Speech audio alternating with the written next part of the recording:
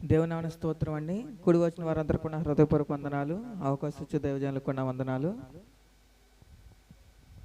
పరిశుద్ధ గ్రంథం తీసినట్లయితే కీర్తన భాగం 99వ కీర్తన 5వ వచనం ఒకసారి చదువుకుందాం అండి.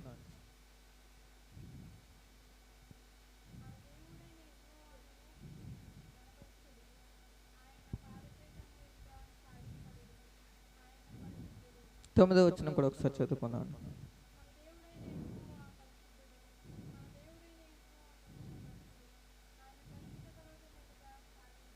చాలండి. స్తోత్రం. సకల ఆశీర్వాదాల కారణభూతుడా, సర్వశక్తిమంతుడా, మీకు వందనాలు. స్తోత్రమయ్యా. అయోగ్యుణ్ణలు పుణ్యజ్ఞాననేసయ్య నన్ను మీ స్థాయిని నిలబెట్టుకున్న విధానాన్ని బట్టి మీకు వందనాలు, స్తోత్రాలయ్యా. యేసురాజా, నిలబడిన నాతోని కూడి ఉన్న ప్రతి ఒక్కరితో మీరు మాట్లాడండి దేవా. మీ స్తోత్రాలు స్తోత్రాలు. వాక్యంలోని శ్రేష్టమైన మర్మం మీకు మాకు తెలియపరచండి తండ్రి. మీకు వందనాలయ్యా. వాక్యమని జీవాహారం చేత ప్రతి ఒక్కరిని సంతృప్తిపరచండి దేవా. మీకు వందనాలు. ఆశ కలిగిన ప్రతి ఒక్క ప్రాణాన్ని తండ్రి మీరే నాయన యేసయ్య తృప్తిపరచండి దేవా. మీకు వందనాలయ్యా. ప్రతి ఒక్కరు కూడా తండ్రి వాక్యం విని తండ్రి నాన్న హృదయంలో భద్రపరుచుకున్న వాక్యానుసారంగా జీవించలాగా మీరు కృపద ఇచ్చేసి మీ సన్నిధి మీ సహవాసం ఇప్పుడు ఎల్లప్పుడు సదాకాలం మీరే తోడుగా ఉంచి నడిపించి మీ నామానికి మహిమ తెచ్చుకోమని యేసు నామమున ప్రార్థిస్తున్నాం తండ్రి. ఆమేన్. దేవుని స్తోత్రం. హల్లెలూయా. మరి ఒకసారి చదువుకుందామండి 5వ వచనం.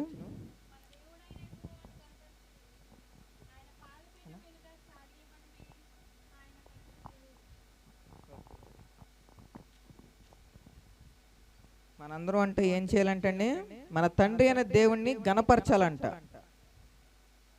యెహోవా దేవుని మనం ఏం చేయాలంట, గణపరచాలంట. ఎందు నిమిత్తం గణపరచాలి?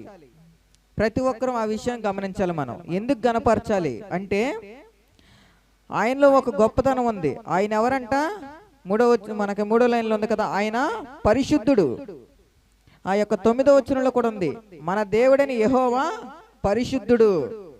మన దేవుడిని యెహోవాను గణపరచుడి. ఆయన పాద పీఠం ఎదుటంటే మనం సాగిలి పడాలంట. పరిశుద్ధుడని మన దేవునికి మనం ఏం చేయాలంటే మనం సాగిలిపడి నమస్కారం చేయాలంట. ఆ సాగిలిపడి నమస్కారం కూడా ఎక్కడంట? ఆయన పాదపీఠం అంట. పాదపీఠం అంటే ఏంటంటే మనం ఇప్పుడు కూర్చున్న స్థలమే. ఆకాశం ఆయనక సింహాసనం, భూమి ఏంటి ఆయనకి పాదపీఠం. మనం నిలుచున్నటువంటి, మనం నడుస్తున్నటువంటి, మనం పనులు చేస్తున్నటువంటి ప్రతిదీ కూడా ఆ భూమి అనేది ఏంటంటే మన తండ్రి అనే దేవునికి పాదపీఠం. ఆ యొక్క పాదపీఠం మీద మనం ఏం చేయాలంటే సాగిలిపడి నమస్కారం చేయాలంట. మనం అయినను మన తండ్రి అనే దేవునికి మనం ఇంకా కృతజ్ఞులమే. ఎందుకంటే ఆయన పరిశుద్ధుడై ఉన్నాడు, మనం అందరం పాపులం. మనలో ఏ ఒక్క విషయంలో కూడా పరిశుద్ధత అనేది లేదు. మనం ఏంటంటే పాపులమే. మన యొక్క పాపం నుంచి మనల్ని విడిపించడానికి, మన పాపాలని కడిగివేసి పరిశుద్ధపరిచి ఆయన మన కొరకు సిద్ధపరిచినటువంటి ఆ యొక్క రాజ్యంలో మనల్ని చేర్చడానికి మన తండ్రి అయిన దేవుడు తన కుమారుని లోకానికి పంపించాడు. ఆయన తన గొప్ప మహిమను విడిచిపెట్టి, మనం ఎవరు అంటే మట్టి మనుషులం, పాపులం మనం. అలాంటి మనల్ని ఏంటంటే తండ్రి అయిన దేవుడు మనతో సహవాసం చేయడానికి ఈ భూలోకానికి వచ్చాడు. ఆ యొక్క గొప్ప మహిమను విడిచి అందును బట్టి మనం కృతజ్ఞత చెల్లించాలి.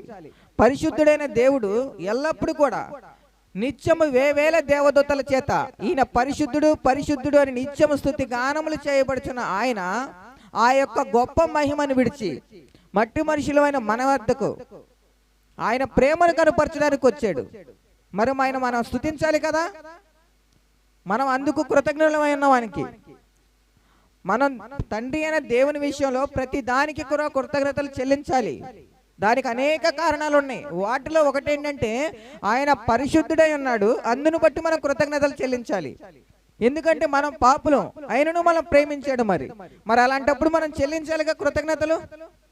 ఏ మనిషి అయినా కానీ ఒక గొప్ప ధనవంతుడు వచ్చి ఒక పేదవాడి దగ్గరికి ఏదైనా సహాయం చేయడానికి వచ్చాడు అనుకోండి, ఆ పేదవాడు గర్విస్తాడా, సంతోషపడతాడా?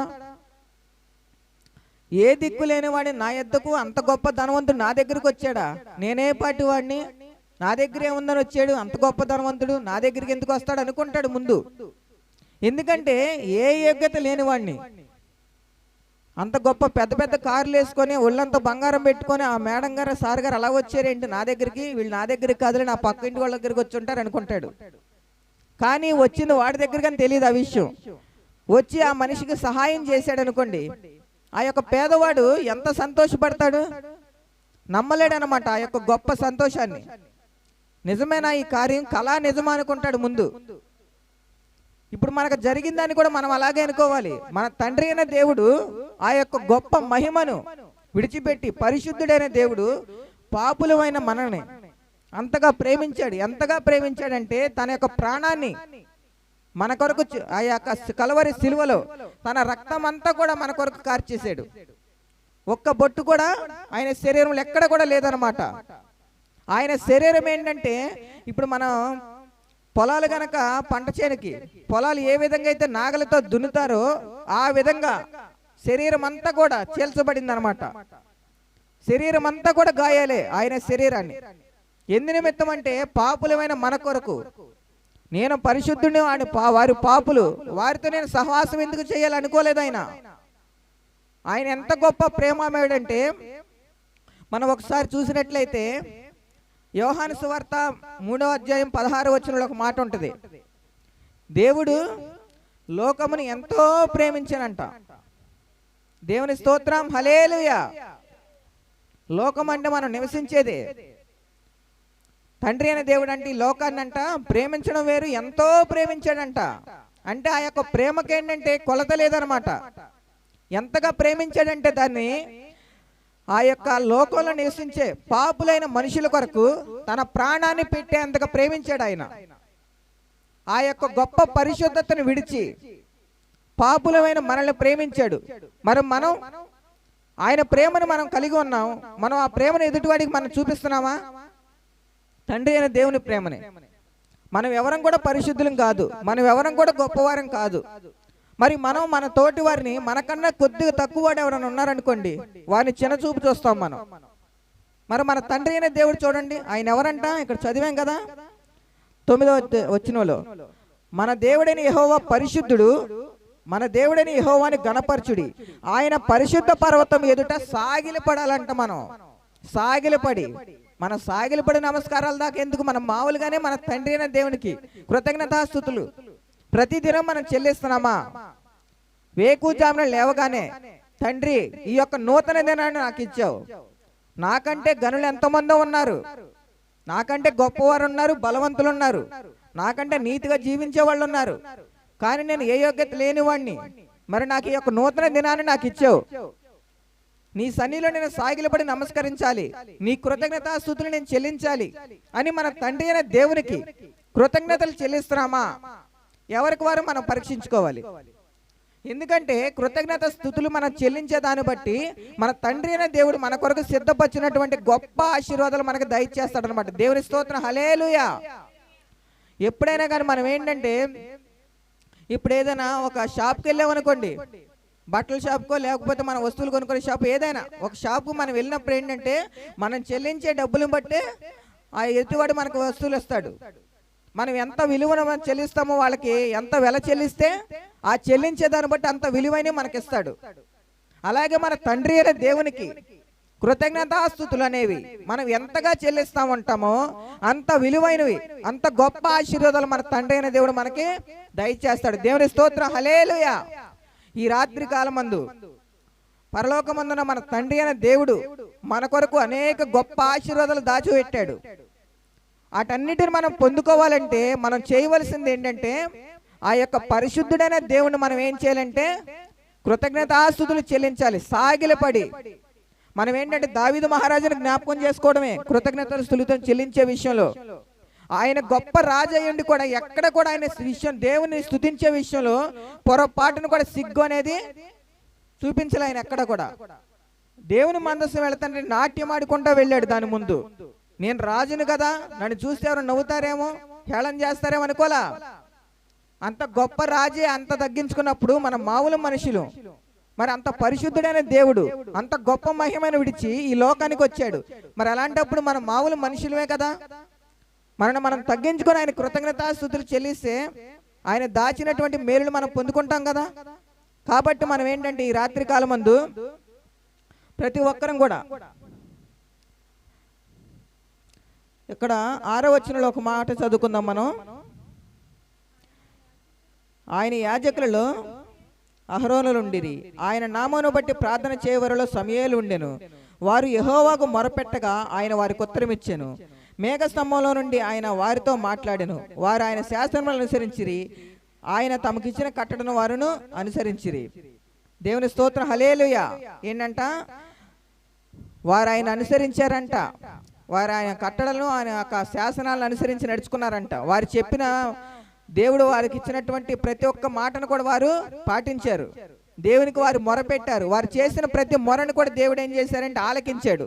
ఆలకించి ఆనాడు మోషేకు తోడుగా ఉన్నాడు. ఏ విధంగా అంటే ఎదురుగా ఎర్ర సముద్రం వస్తున్నప్పుడు దేవుడు విడిచిపెట్టలేదు.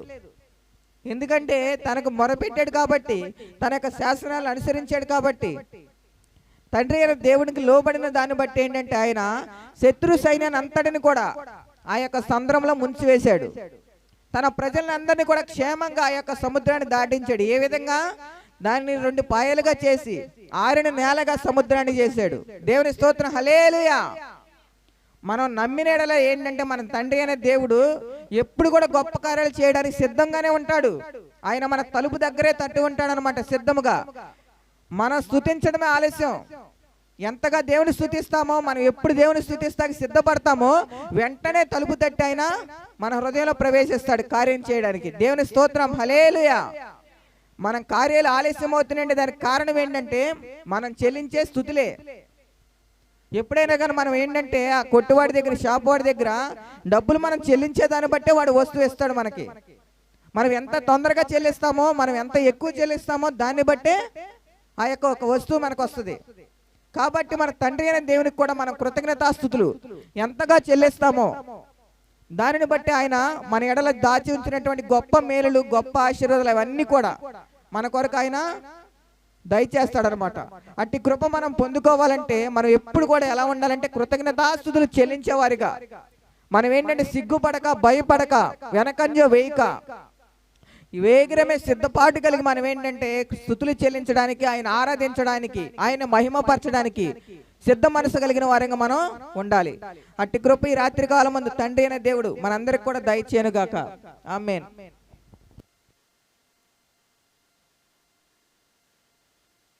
స్తోత్రం, హల్లెలూయా.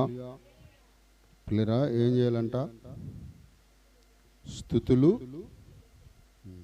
ఆయనకి మనం ఏం చేయాలంటే దేవుని సన్నిధిలో స్తుతులు చెల్లించే వారముగా ఉండాలి. ఎందుకు స్తుతులు చెల్లించాలంటే ఆయన పరిశుద్ధుడు, ఇంకా అద్భుతాలు చేసే దేవుడు. హల్లెలూయా. మంచిది పిల్లరా, చక్కని వర్తమానం అందించిన సహోదరుడి వందనాలు. సామెతల గ్రంథం 25వ అధ్యాయం 28వ వచనం చదువుకుందాం.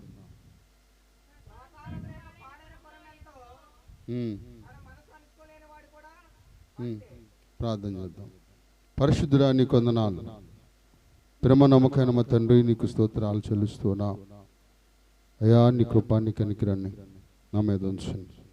కొద్ది నిమిషాలు నీ సన్నిధి తోడుగా చెవిరు వారుకొని సహాయం ఇచ్చేయమని అల్పునైన నన్ను నాయన మీ శిలసాటు మరుగుపరుచుకుని సదవని వాక్యంలో నుంచి విరిచిన బిడ్డలు కొడ్డించమని యేసునామమున అడుగుచున్నాం తండ్రి, ఆమేన్. మళ్ళీ ఒకసారి చదువు. ప్రాకారము లేక పాడైన పురమెంతో తను మనస్సును అణుచుకోలేని వాడు కూడా అంతే. స్తోత్రం చెబుదామా? చూడండి, ఇక్కడ ఈ వాక్యాన్ని మనం గమనించినట్లయితే ఈ సొలొమోను మహాజ్ఞాని మనకేం చెప్తున్నాడు? స్తోత్రం. ప్రాకారము లేక పాడైపోయిన పురము ఎంతో, తన మనస్సును అణుచుకోలేని వాడు కూడా అంతే. ప్రాకారము లేనటువంటి స్థలం ఏమైపోతాయి? పాడు దెబ్బగా మారిపోతాయి. ఒకసారి మన నయోమి ఉంది కదా, నయోమి. ఎవరో మన నయోమి కాదు, బైబిల్లో నయోమి. స్తోత్రం చెబుదామా. ఈ బైబిల్లో నయోమి దూర ప్రాంతం మీద మనసు పడిందంట. ఎక్కడికి వెళ్ళింది? స్తోత్రం చెబుదాం. తన మనసుకు నెమ్మది లేక వెళ్ళిపోతే తన ఇల్లు అనే ప్రాకారము పాడైపోయింది. ఎట్లా పాడైందంట? పాడు దెబ్బగా అయిపోయిందంట. స్తోత్ర. ఏమా ఆ రొట్టెల పట్టణమైన ఆ బెతులేని గ్రామాన్ని విడిచిపెట్టి దూర ప్రాంతానికి ప్రయాణం కట్టింది. దాని ద్వారా ఆమెకి ఎంత నష్టం కలిగిందయ్యా అంటే భయంకరమైన శోధన, కుటుంబమే పాడైపోయింది. హల్లెలూయా. ఈ ప్రాకారము లేని ఆ ఇల్లు ఆమెంట మోయాబు దేశానికి వెళ్ళిపోయింది. మోయాబు దేశం ఎవరిది? ఎవరు కట్టించారు ఆ దేశం? మోయాబు దేశం ఎవరు కట్టించారు? ఇంకా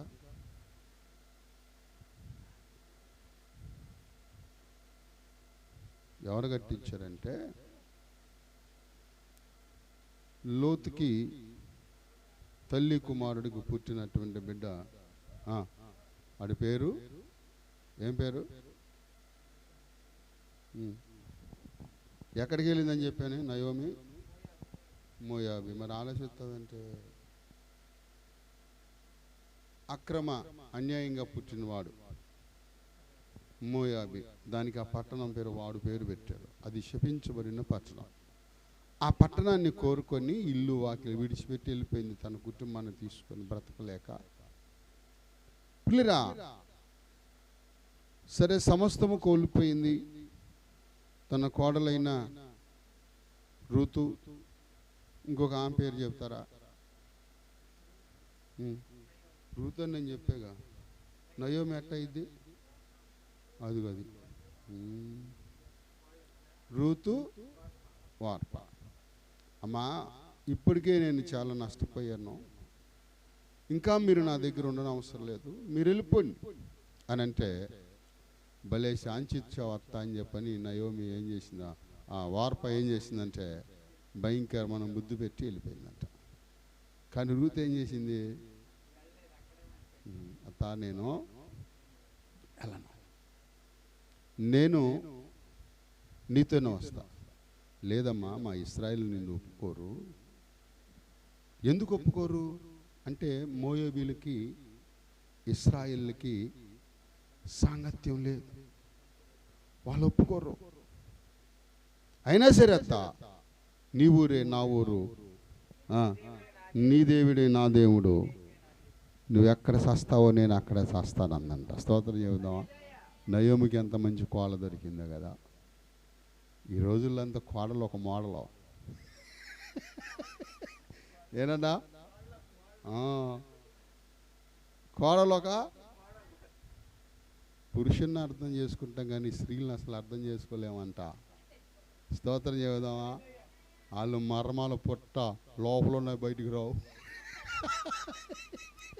స్తోత్రం చెబుదాం. అవునా కాదా? మనల్ని ఏమో మట్టితో చేశారు అంటే ఎవరిని? అది కదా, అట్లా రావాలి మళ్ళీ మనిషి అంటావి అంటే ఇప్పుడు ఆ స్త్రీలు గోడకు రావాలన్నా మేము మనుషులం కాదని. స్తోత్రం చెబుదామా. మనిషిని మనిషి కాదు, పురుషుణ్ణి, అది కాదు, పురుషుణ్ణి మట్టితో చేశాడు. మరి స్త్రీని ఎట్లా చేశాడు? అందుకే గట్టి స్తోత్రం చెబుదామా. మట్టి ఏమైంది? 4 కన్నీరు గారితే కరిగిపోతుంది. స్తోత్రం చెబుదామా. ఏదైనా తేలేదనుకో 4 కన్నీళ్ళు గారితే అయిపోయా, మట్టి కరిగిపోయి ఉట్టి అయిపోయి మట్టి అయిపోయి నాయన. స్తోత్రం చెబుదామా. హల్లెలూయా, హల్లెలూయా. ఏది కావాలంటే అది మట్టి కరిగిపోద్ది కదా మరి. స్తోత్రం చెబుదామా. హల్లెలూయా. మరి మట్టి కరిగిపోయినప్పుడు ఏమైనా తేమన్నప్పుడు తేలేదనుకో ట్రాఫిక్ రూల్స్ మారిపోతాయి. మారిపోతే లేవా? ఎర్ర లైట్ పడితేనే ఆగాలి, ఇక ఎప్పుడు డేంజర్ లైట్ పడిద్దేక. స్తోత్రం. కాబట్టి పిల్లరా, ఈ రూత్ ఏం చేసిందంటే నయోమితో కలిసి వచ్చింది. వచ్చినప్పుడు ఇల్లంతా కూడా పాడైపోయింది, ప్రాకారాలు పాడైపోయి పాడుదెబ్బగా అయిపోయింది. పాడుదెబ్బగా అయిపోయినటువంటి ఆ ఇంటిని కోడలు బాగు చేసిందంట. స్తోత్ర. చూడండి, ప్రాకారాలు లేని పుర్రం అంట తన ఇల్లు ఏమైపోయిందంటే పాడైపోయింది. ఒకసారి చూడండి, పేతురు రాసిన 2వ పత్రిక 2వ అధ్యాయం 15వ వచనం ఒకసారి చదువుదాం, త్వరగా వెళ్ళిపోదాం. తిన్నన మార్గము విరిచి బెయేరు కుమారుడైన బిలాము పోయిన మార్గమున త్రోవ తప్పిపోయిరి. స్తోత్రం. ఆ బిలాము దుర్నీతి వలన కలుగు బహుమానము కొరకు పరుగులెత్తాడంట. స్తోత్ర. ఇక్కడ బాలాకు చూసినట్లయితే కొంత బహుమానాన్ని తన కళ్ళ ముందు ఉంచారంట. ఎవరి కళ్ళ ముందు? ఏంటి అంటే చూస్తున్నా నాకు వెళ్ళి బిలాము ఎదుట రాజ్యంలో సగ భాగం ఇచ్చి వెండి బంగారాలు నీకు ఇస్తామన్నారంట. ఇక మనసు ఆపుకోలేకపోయాడు. స్తోత్రం చెబుదాం. దేవుడు చెప్పాడు, ఎలమాక నీ ఇంటి చేర్చుకున్న మనుషులు ఎవరో అడిగాడు ప్రభు. అడిగినప్పుడు సత్యం చెప్పాడు. అప్పుడు ప్రభు ఏమన్నాడు చూద్దాం. చూడండి, సంఖ్యాకాండం 22వ అధ్యాయం 16 నుంచి కొన్ని వచనాలు చదువుకుందాం.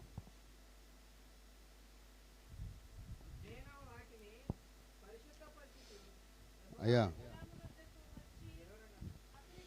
22:16. వారు బిలాముని యొద్దకు వచ్చి అతనితో, నీవు దయచేసి నా యొద్దకు నీకు బహు ఘనత కలగజేసి నీవు నాతో ఏమి చెప్పుదువో అది చేసేదను కనుక నీవు దయచేసి వచ్చి నా నిమిత్తము ఈ జనములను శపించమని సిపోరు కుమారుడైన బాలాకుకు చెప్పినది. అందుకు బాలాకు తన ఇంటుండు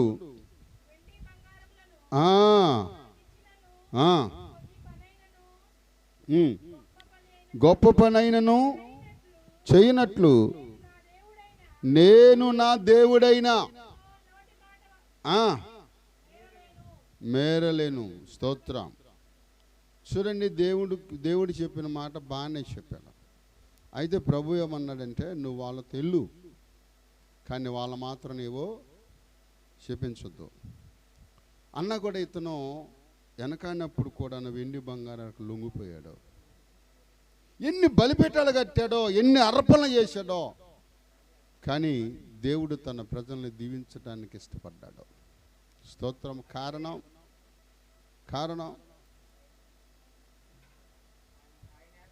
తన మనస్సు దేవుని మీద నుంచి తొలగిపోయింది. బిలాము దృష్టి, బిలాము హృదయము దేవుని మీద లేదు, తొలగిపోయాడు. ధన సంపద వైపు పరిగెడతా ఉన్నాడు.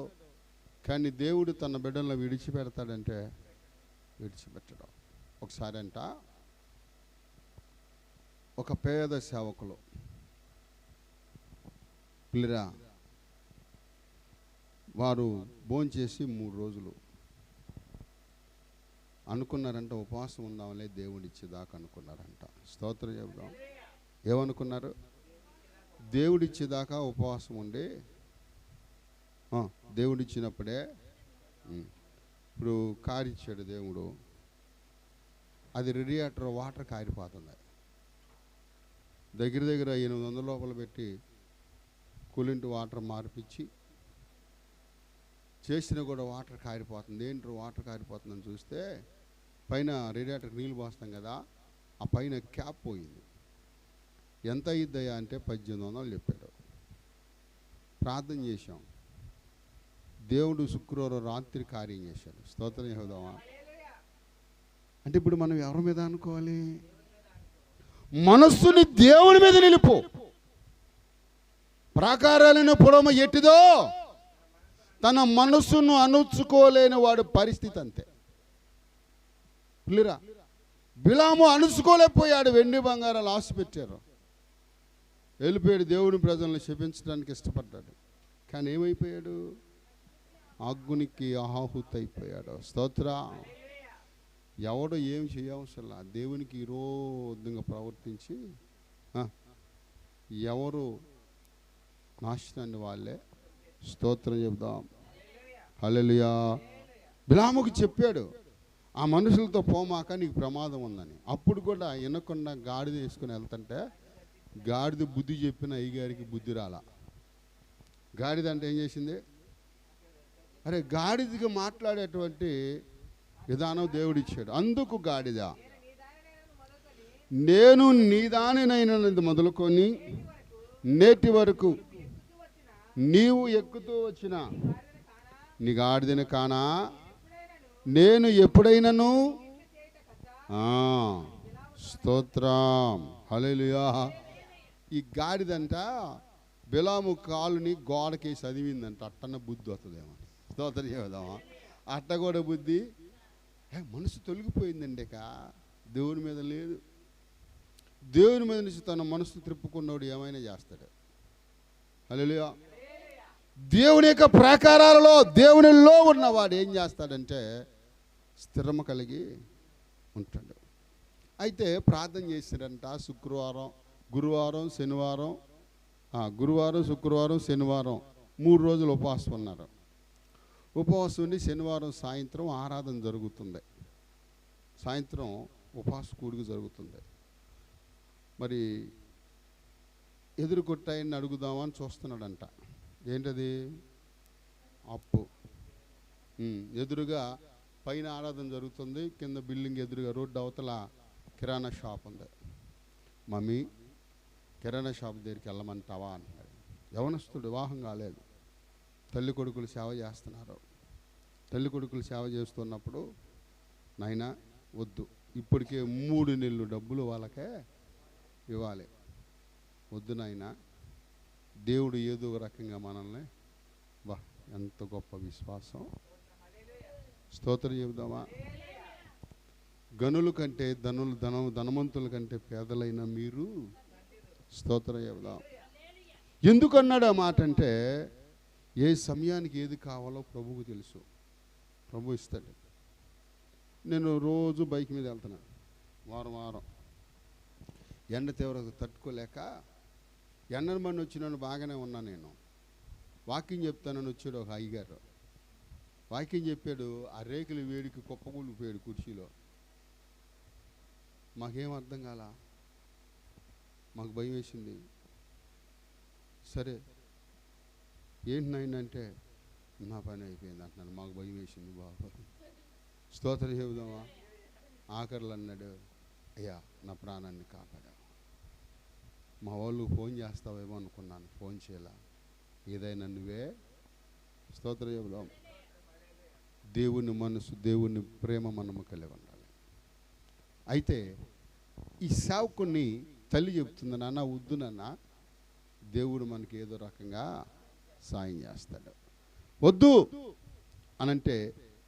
సరే ఇద్దరు మాట్లాడుకుంటూ ఉన్నారు. సరే ఆరాధన స్టార్ట్ చేశారు.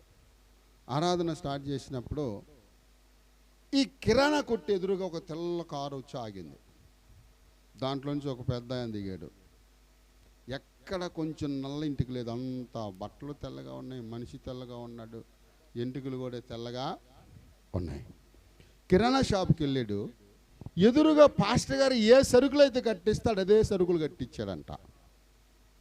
ఈయనేంట్రా పాస్టర్ గారు కట్టించే సరుకులు కట్టిస్తున్నాడు అనుకొని 3 నెలలకు సరిపడా సరుకులు కట్టించాడంట. కట్టించేసి ఎంత అయింది అన్నాడంట. ఎంత అయిందని అంటే, అయ్యా ఇంత అయింది అన్నాడు. సరే వీళ్ళకి గత 3 నెలలు అప్పు కూడా ఇంతే ఉండుంటుంది అని వాళ్ళున్న అప్పు ప్రజెంట్ తీసుకున్న సరుకులకి డబ్బులు కట్టేశాడంట. అయ్యా లెక్కేసుకో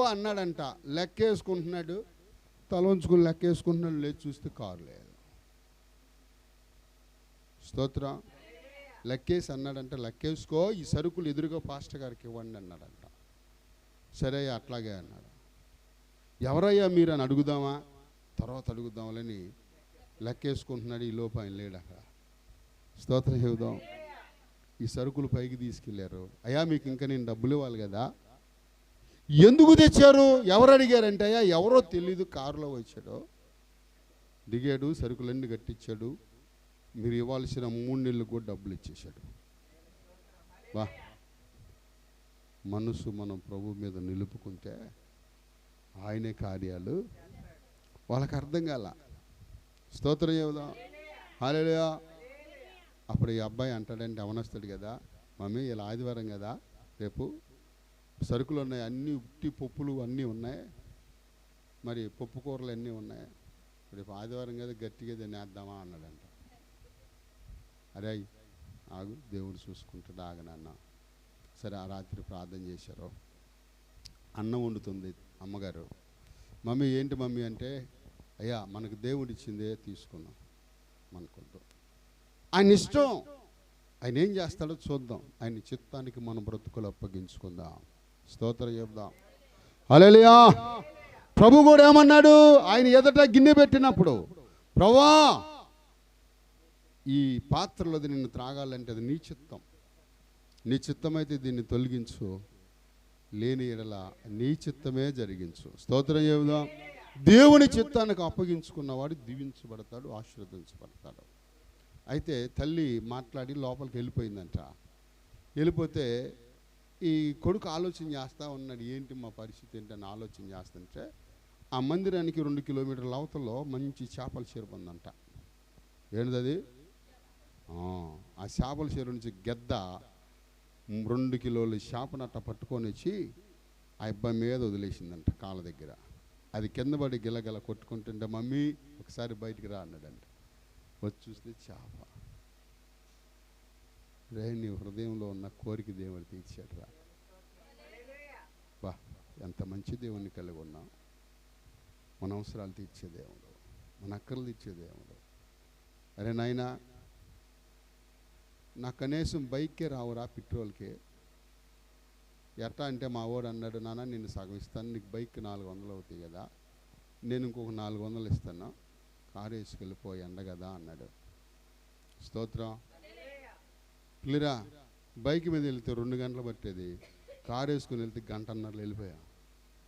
స్తోత్రం చెబుదాం. 72 కిలోమీటర్లు కరెక్ట్గా ఆరాధన టైంకి వెళ్ళిపోయి వాళ్ళు అంటున్నారు, అయ్యగారు ఎక్కడున్నా నువ్వు అంత తొందరగా రెడీ అయ్యేవాడు కాదుగా, తొందరగా వచ్చేసేవి ఏంటని అంటున్నారు. స్తోత్రం చెబుదాం. హల్లెలూయా. ఎంత గొప్ప దేవుడు అంటే, ఆయన మీద మనం మనస్సు నిలపాలి. ఒక్కోసారి ధనం ఉన్నప్పుడు కొంతమంది గర్వం వచ్చేస్తుంది. చూడండి ఒకసారి అపొస్తలుల కార్యాలు 5వ అధ్యాయం మొదటి నుంచి కొన్ని వచనాలు చదువుదాం. మొదటి నుంచి 5 వరకు. అననీయ అనే ఒక మనుష్యుడు తన భార్య అయిన ఏకమై పొలవమ్మిన భార్య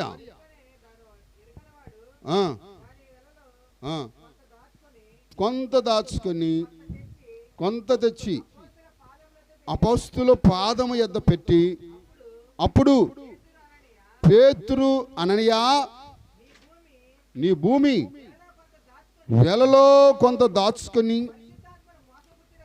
పరిశుద్ధాత్మను మోసపుచ్చుటకు సాతాను ఎందుకు? స్తోత్రం. ఎవరు ప్రేరేపించారంట?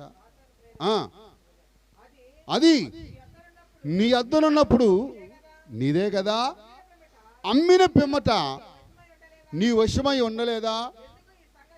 ఎందుకు ఈ సంగతి నువ్వు ఆలోచించలేకపోయావు? నీ హృదయంలో ఉద్దేశించుకున్నావు. నీవు మనుషులతో కాదు, స్తోత్రం, నువ్వు మనుషులతో కాదు దేవుడితో నాటకాలు ఆడుతున్నావు. ఒక అబ్బాయి అంట ఉద్యోగం కోసం ఎదురు చూస్తుంటే పేపర్లో ఒక యాడ్ దొరికిందంట, మా సర్కాస్ కంపెనీలో ఉద్యోగం ఇస్తాం, శాలరీ 10,000 అన్నాడంట. నిద్రపోతున్న వాళ్ళకి దేవునికి స్తోత్రం చెబుదాం. హల్లెలూయా. ఇప్పుడు దేవుని బిడ్డలారా, శాలరీ 10,000 అని పేపర్లో తీసుకుని ఆ పేపర్ మొక్క అంతవరకు చింపి అడ్రస్ పట్టుకొని వెళ్ళాడంట డ్రామా కంపెనీ. ఏమండి ఇగో మరి అడ్రస్ మీదేనంటే మాదేనయ్యా, ఉద్యోగం కావాలా? అవునయ్యా కావాలి, నెలకు 10,000 ఇస్తాం, మేము చెప్పిన ఆశం వేస్తావా అన్నారంట. ఏమి ఆశం వేయాలయ్యా అంటే ఏమి లేదు, ఆఫ్రికా ఎలుగుబంటిలాగా నువ్వు తయారవ్వాలన్నారంట. ఏ ఎలుగుబంటు? స్తోత్రం చెబుదామా? ఆఫ్రికా ఎలుగుబంటిలాగా నీకు ఆశం వేస్తాం, నిన్ను బోన్లో పెడతాం, పిల్లలు వచ్చినప్పుడు కొంచెం వాళ్ళతో నువ్వు చక్కగా ఎలుగుబంటిలాగే ఎగరాలి, నాట్యం చేయాలి అన్నాడంట. సరే అది ఎంత పని అన్నాడు. సరే మేకప్ వేశారు, ఆఫ్రికా ఎలుగుబంటిలాగా తయారయ్యాడు, బౌల్లో పెట్టారు. ఇటువంటి పిల్లలు వచ్చి దాన్ని అంటే దానికి సంతోషం వేసి బాగా ఎగురుతుందంట. ఎగిరి ఎగిరి ఎగిరి వెనకాల ఇట్ట తెర ఉంటే దాని వెనకాల డేముని పడింది.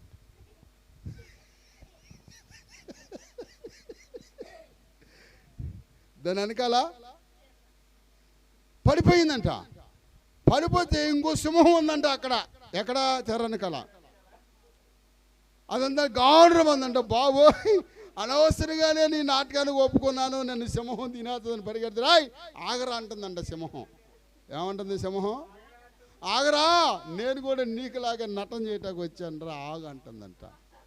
దేవుడి దగ్గర నాటకాలా? తాడదీడు తీసేడే లేదు అన్నయ్యకి. ఏం చేశాడు? స్తోత్రం, నీవు నాతో కాదు. ఒక వ్యక్తి చాలా సంవత్సరాల క్రితం ఒక ఊరిలో మామిడి తోట తీసుకున్నాడు, చాలా పెద్దది. అయ్యా అసలు పంట అమ్మగారు నేను వెళ్ళాం, పంట పండట్లేదు, తోట చుట్టూ తిరిగి ప్రార్థన చేద్దామా అన్నాడు. అట్ట కాదులే, తోట మధ్యలో నుంచి చేతులు ఇచ్చి ప్రార్థన చేస్తాను, ఒక కొబ్బరి నూనె బాటిల్ తెచ్చుకో అన్న. కొబ్బరి నూనె బాటిల్ తెచ్చుకున్నాడు, ప్రార్థన చేసి మోటార్ వేయన్న. మోటార్ వేసాడు, నీళ్ళు వెళ్తా ఉండి ప్రార్థన చేసి నూనె నీళ్ళలో పోసేసా. ఈ నీళ్ళు ఇప్పుడు ఎక్కడికి వెళ్తాయి? ప్రతి మొక్కనే విస్తారమైన పంట. నాకే 2 బస్తాలు పంపించాడు. ఏడ తింటాం? కొన్ని సంఘస్థులకి, కొంతమంది తెలిసిన అయ్యగారులకి. స్తోత్రం చెబుదామా? తర్వాత ఏం చేశాడంటే ఇంటికి వెళ్ళిన తర్వాత మామిడికాయ పచ్చడి బట్టి ఒక బకెట్కి పంపించాడు. స్తోత్రం. ఇప్పుడు అక్కడ ఏమైందంటే అతను అన్న మాట, అయ్యగారు దీంట్లో ఎంతన్నా రాని, పెట్టుబడి తీస్తా, కూలీలు తీస్తా, మిగిలిన నాట్లో దశంభాగం తీస్తా అన్నాడు. మంచిదయ్యా అన్న. దగ్గర దగ్గర దశంభాగం 70,000 వచ్చింది. ఎంత వచ్చింది? నేను అనుకున్నాను ఇస్తాడేమో, మందిరానికి స్థలం కొనుక్కోవచ్చు అక్కడ, ఏం లేదు 30,000 పెడితే మన స్థలం అవుతుంది అక్కడ. స్తోత్రం చెబుదామా అనుకొని ఆశపడ్డా. కానీ 70,000 ఇట్లా పట్టుకున్నా, అమ్మో ఇన్ని డబ్బులు దశంభాగం ఇవ్వాలా? తోటలు లేవు, ఏమి లేవు. దేంట్లో అడుగు పెట్టినా ఏంటనుకున్నారు? దేవుడి తాటలో. ధనవంతుడంట సముద్రం లాంటాడు, గుర్తుపెట్టుకోండి. ధనవంతుడు ఎలా అంటాడు? ఎవడు దాహం తీరదా. సముద్రంలో నీళ్ళు ఎట్టుంటాయి? అది. పేదోడు బావులు అంటాడంట. ఏంటది? ఏం చేస్తాడు? అందరి దాహము. స్తోత్రం చెబుదాం. ధనవంతుడు ఎలా అంటాడు? పిసినారుడు అక్కడికొక రూపాయిడు, ఎవడు దాహం తీర్చాడు. స్తోత్రం చెబుదామా? పేదవాడు ఏం లేదు, అయ్యా బాబా ఎవడన్నా కొంచెం దీనంగా ఉంటే వాడికి తీసుకో వాడుకో. స్తోత్రం చెబుదాం. పిల్లరా చూడండి ఇంకేం జరిగింది అక్కడ. అననీయ ఈ మాటలు వినుచునే పడి ప్రాణము విడవగా మిగులు భయము కలిగినో. పడుచువారు లేచి మోసుకొని పోయి రాతి పెట్టిరి. తర్వాత ఇంచుమించు 3 గంటల తర్వాత వాని భార్య జరిగిన విషయము తెలియక లోపలికి వచ్చెను. అప్పుడు పేతురు, మీరు ఆ భూమిని ఎంతకే అమ్మితేరా అని నాతో చెప్పమని ఆమెను అడిగి, అందుకు ఆమె అవును ఎంతకే అని చెప్పాను. అందుకు పేతురు, ప్రభు యొక్క ఆత్మను శోధించుటకును మీరెందుకు ఏకేపించిరి? చూడండి, అక్కడ ప్రశ్న వేశాడు. ప్రభు యొక్క ఆత్మను మీరు అంటే ఏకేపించడం అంటే స్తోత్రం చెబుదామా, దొంగలు కలిస్తే ఊర్లు పంచుకుంటారంట. వీళ్ళిద్దరు ఏం చేశారు ఇప్పుడు కదా, ఇద్దరు కలిసి ఎంతెందుకు ఇవాళ అయ్యగారికి బలవల్లాగా ఉన్నావే, తీ సగంది, ఆయన చూసారండి మనం ఎందుకు అమ్మేమని, తీ అన్నారంట. తీసి ఏం చేశారు? పరిశుద్ధాత్మ దేవుడు పేతురుతో మాట్లాడాడు. హల్లెలూయా చెబుదాం. ఒకసారి నేను ఒక గ్రామంలో, అక్క మీ మీటింగ్లు జరుగుతున్నాయి కదా, మరి మా మీటింగ్లకు మీరు సహకరించారు, నాకేదో ఉన్న దాంట్లో అని చెప్పి నేను కొద్ది కానుకిచ్చి మీటింగులకు వాడక్క అన్న. మీటింగ్లు అయిపోయిన వారం రోజులకు నేను వెళ్ళా, ప్రార్థన చేస్తే అయ్యే డబ్బులు నాకు కానుక పెడతాను ప్రభు అన్నాడు. వరి మొన్న ఇచ్చి నువ్వు ఇయ్యరా అంటున్నాడు. నాకేం అర్థం కాల. ఒక 2 నిమిషాలు ప్రార్థన నడవలా. ఏంటి ప్రభు అంటే, మొన్న సభలకు వాడుకోమని ఇచ్చేవే, వాడతాం ఇష్టం లేక మళ్ళీ నీకు ఇచ్చేసింది అన్నాడు. ఆమె అని చెప్పి అడిగా, అక్క ఎందుకు ఇక్కడ చేసేవన్నా? నేనేం చేశానయా అంటున్నా. నువ్వేం చేసావు? నీ మనసు సాక్షిని ఒకసారి ప్రశ్న వేసుకున్నా. నేనేం చేశాను సార్? నా కానుక ఇచ్చిన అయ్యగారు అని. ఈ కానుక నేను ఇచ్చిన కానుక నాకే ఇస్తున్నావు, ఎందుకు ఇట్లా చేసావు అని అన్నా. ఆమె అనుకుందంట, కాగితాల మీద నా పేరు రాసుకున్నాను అనుకుందంట. స్తోత్రం చెబుదాం. చాలాసేపటికి ఒప్పుకోలే. అక్క నిజం చెప్పన్నా, నాకు చాలా బాధ వేస్తుంది అక్క, నిజం చెప్పన్నా. అయ్యా నిజమే చిన్న, నన్ను క్షమించయ్యా. స్తోత్రం. ప్రభు మాట్లాడతాడు. పిల్లరా, ఎవరు ప్రార్థన మోకరించి ప్రార్థన చేస్తే ఎవరు నా గురించి ఏం మనసులు అనుకుంటున్నారు, ఇదివరకు దేవుడు మాట్లాడేవాడు. స్తోత్రం. చెప్పేవాడు ప్రభు, వాళ్ళతో జాగ్రత్తగా ఉండండి. వెళ్ళినా నేను ఎంతవరకు ఉండాలి అంతవరకు వాళ్ళతో. స్తోత్రం. ఎందుకంటే ప్రభు చేత నడిపించబడుతున్నవాడు ప్రభును అనుకుంటాడు. హల్లెలూయా. మాకు ఈ కార్యదర్శనం ఇప్పుడే కాదు, ఎప్పుడో మాకు చూపించాడు దేవుడు. మనము ఆయన ఆనుకొని నడిస్తే ఆయనే. ఇద్దరు భార్యాభర్తలు తన జీవితాన్ని పాడు చేసుకున్నారు. ఎవరిని మోసం చేస్తున్నాం అనుకుంటున్నారు వీళ్ళు? ఒక అయ్యగారిని మోసం చేస్తున్నాం అనుకుంటారు, కానీ దేవుని మోసం చేశారు వీళ్ళు. చూడండి ఒకసారి రోమపత్రిక 16వ అధ్యాయం 18వ వచనం ఒకసారి చదువుదాం. రోమపత్రిక 18. కాక స్తోత్రం చెబుదామా, తమ కడుపునికే దాసులు. ఒకసారి ఒక అబ్బాయికి 5 నెలలు జీతం లేదు, నెలకి 6,000. 5 6 ఎంత? 5 6 30 కరెక్టేనా? 30ఏనా? అయితే నేను చదువుకోలేదు థమ్సప్. స్తోత్రం. అలే 30,000 జీతం వచ్చింది. ప్రార్థన చేయించుకున్నారయ్యా, అబ్బాయికి జీతం రాలేదయ్యా, ప్రార్థన చేయ్యా అంటే చేసాం. సరే జీతం వచ్చింది, మంచిది. నేను వెళ్ళలా, నా మానాన్ని నేను వెళ్ళిపోతాను. అయ్యారో అన్నాడు. ఏంటన్నా? ఒకసారి ఇంటికి రా అన్నాడు. ఏంటే? ఒకసారి ఇంటికి రా అన్నాడు. సరే వెళ్తే మంచం మీద చక్కగా బంతేసాడు. మంచం మీద కూర్చుంటే అలా ఆవిడొచ్చి, అయ్యగారు కుర్చీలో కూర్చుని అయ్యా అంది. సరే కుర్చీలో కూర్చున్నా. ఎదురుగా వెళ్ళి వారం చూస్తూనే ఉన్నాను. నేను ఫోన్లో ఎవరో ఫోన్ ఎత్తుకుంటా వాళ్ళని చూస్తూ ఉన్నాను. ఈయన పొడుతున్నాడు, దశమాగంతి అయ్యగారికి. ఏంటిదే? దశమాగంతి అయ్యగారికి అని పొడుతున్నాడు. అవును. పిల్లలకి స్కూల్కి వెళ్ళాలి, బ్యాగులు కొనాలి, వాళ్ళకి బట్టలు కొనాలి, స్కూల్ డ్రెస్ కొనాలి, పుస్తకాలు కొనాలి, నీకు హ్యాండ్ తెలియదు ఆగని అంటుంది. ఓహో నాయన, ఈ మట్టి బుద్ధులు అనుకుంటా. ఏ బుద్ధులు? మట్టి కొండలో నీళ్ళు పోయి ఏం చేస్తుంది? అయ్యే మట్టి బుద్ధులు అంటే. స్తోత్రం.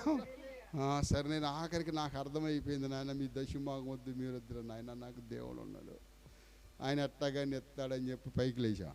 కాదయ్య గారు కూర్చో అంటున్నాడు. కాదులే నాకు పని ఉందన్న. నాతో పాటు గవో బైక్ వచ్చి బండి మీద కూర్చున్నాడు. ఎక్కడికన్నా ఆడికి వెళ్దాంపా అన్నాడు. ఆడకంటే ఊరు లేదా పేరు లేదా దానికి ఆడకంటున్నావు ఏంటన్నా. టీ తాగుదాం అయ్య గారు అన్నాడు. నాకు వద్దన్నా. కదయ్య గారు అన్నాడు. సరే టీ తాగాం. టీ తాగిన తర్వాత ఎక్కడైతే ఎక్కించుకున్నాను మర్యాదగా అక్కడ దించి వెళ్ళిపోయా. స్తోత్రం చెబుదామా? ఏనంట ఇక మళ్ళీ కానుకనే మాట వాళ్ళ నోట్లో నుంచి ప్రభా జ్ఞాపకం చేసుకోయా అని ప్రార్థన చేసి వచ్చేసా. అంతేగాని మరలా వాళ్ళు కాను కోసం వెళ్ళా. 2 వారాలు చేపించారు పిల్లోడిని. అరే నువ్వు ఆగిపోరా, మనుషులు ఎక్కువైపోయారు అన్నారు. స్తోత్రం చెబుదామా? ఏం చేశారు? దేవుని తాట్ల ధ్యాసాలు వేయకూడదు. స్తోత్రం చెబుదాం. హల్లెలూయా. ఇక్కడ ఏమంటున్నాడు 16 అటివారు మన ప్రభు అయిన క్రీస్తు కాక తన కడుపునికే స్తోత్రం. చూడండి ఒకసారి న్యాయాధిపతులు 16 అధ్యాయం మొదటి నుంచి కొన్ని మొదటి వచ్చిన ఒకసారి చదవండి. న్యాయాధిపతులు 1. తర్వాత సంసోను గాజాకు వెళ్ళి మనసు నిలుపుకోలేపాడంట అయ్యగారే. స్తోత్రం చెబుదామా? ఎవరిని చూశాడు? చూసి మనసు నిలుపుకోలేదంట. అంటే మనసుకు ప్రాకారం అనేది లేదు. తన మనసుని తన అదుపులో పెట్టుకోలేకపోయాడు. స్తోత్రం. పరిశుద్ధాత్మ దేవుడు మనల్ని అంట కొంతవరకు అదుపులో పెడతాడు. ఆయన స్వాధీనంలో ఉన్నవాడే దీవించబడతాడు. హల్లెలూయా, హల్లెలూయా. మనసు నిలుపుకోలేనందుకు తన స్థితి ఏమైపోయిందంటే అదే అధ్యాయము 21-22 వచనాలు.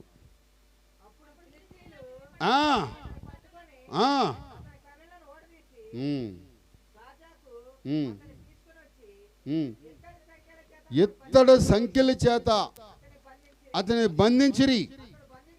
అతని బందీ గృహంలో చెరగల విసురువాడాయనో. అయితే అతడు స్తోత్రం. చూడండి తన స్థితి ఏమైపోయింది. మనసు నిలుపుకోలే. శరీరానుసారమైన వాటి మీద తన కోరికలు తీర్చుకోవాలని ఆశపడ్డాడు. కానీ తన జీవితాన్ని పతనం చేసుకున్నాడు. హల్లెలూయా, హల్లెలూయా. ఇంకా మనం చూస్తే ప్రియులారా బైబిల్లో గెహాజీ ఉన్నాడు. గెహాజీ ఏం చేశాడు? వెండి బంగారాలు దానికోసం ఆశపడి పరిగెత్తాడు. ఎండు బంగారాలు చూసినాక తన మనసు నిలుపుకోలేకపోయాడు. హల్లెలూయా, హల్లెలూయా. పిల్లరా వెళ్ళాడు, శాపాన్ని తీసుకున్నాడు. దైవజనుడు అడిగాడు, అయ్యా ఎక్కడికి వెళ్ళావు? నేను ఎక్కడికి వెళ్ళలేదయ్యా. నోరు ముయ్ అని అంటే, లేదయ్యా యెహోవా జీవంతో అన్నాడు. నువ్వు ఎక్కడికి వెళ్ళావు? నీతో నా మనసు. స్తోత్రం. అప్పుడు అన్నాడు, నయమోనికి పోయిన కుష్టి నీకు నీ సంతతికి వచ్చునగాక. వెంటనే స్తోత్రం. హల్లెలూయా. ఇప్పుడు కృపాకాలం కాబట్టి కొంచెం దేవుడు అట్ట ఓపిక పడుతున్నాడు. చాలు నీకును స్తోత్రం. సామెతలు 16:32. ఎక్కడ నిలబడట్లా, వచ్చినాలు చూపిస్తున్నాను అంతే. 32.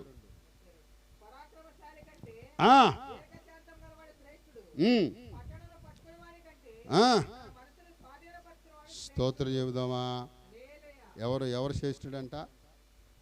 పట్టణమును స్వాధీనపరుచుకునే దానికంటే తన మనస్సుని స్వాధీనపరుచుకునేవాడు శ్రేష్ఠుడు. యేషోబు పిల్లరా ఏం చేశాడు? హల్లెలూయా. తన మనసుని ఏం చేసుకున్నాడు? అవునా?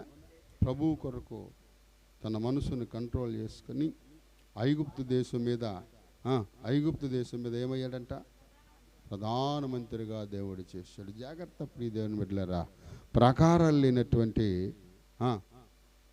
చూడండి పురము పాఠాలని స్తోత్రం. ప్రాకారాలు లేని పురం ఎంతో తన మనసును అణుచుకోలేని వాడు కూడా మనసును అణుచుకోవాలి. క్లియరా? లోకము ఎలాంటిది అంటే మెరుపు లాంటిది. ఏం చేస్తుందంట? మోసగాడు సర్పము నన్ను మోసగించెను, వేషభాషలాడి నన్ను ఊరించెను, నన్ను లాలించెను. స్తోత్రం. ఎలాంటిదంట? లోకం ఊరిస్తుందంట. క్లియరా? మోసం చేసి నరకంలో పడేస్తుందంట. స్తోత్రం చెబుదాం. కాబట్టి పిల్లరా మనసు నిలుపుకొని అంత్య దినాల్లో అపాయకరమైన పరిస్థితుల్లో మనం ఉన్నాం. కాబట్టి మన మనసు దేవుని మీద నిలుపుకుంటే ఇదిగో యోషోబు వలె స్థిరమైనటువంటి ఆశీర్వాదాన్ని దేవుడు మనకిస్తాడు. ఈ వాక్యము దేవుడు దీవించునగాక. పిల్లరా, దైవజనుడైన మరి స్వజన్ రాజు గారి కోసం అన్న కొరకు ప్రార్థన చేయండి. మొన్న వెళ్ళాను, కొంచెం పర్లేదు, బాగానే ఉన్నారు. పిల్లరా, ఇంకా మంచి ఆరోగ్యం వచ్చి దేవుని సన్నిధిలో తన వాడబట్టుకును సొంత ప్రార్థనలు జ్ఞాపకం చేసుకోండి. మీకు అందరికి వందనాలు. ప్రార్థన చేసుకుందాం.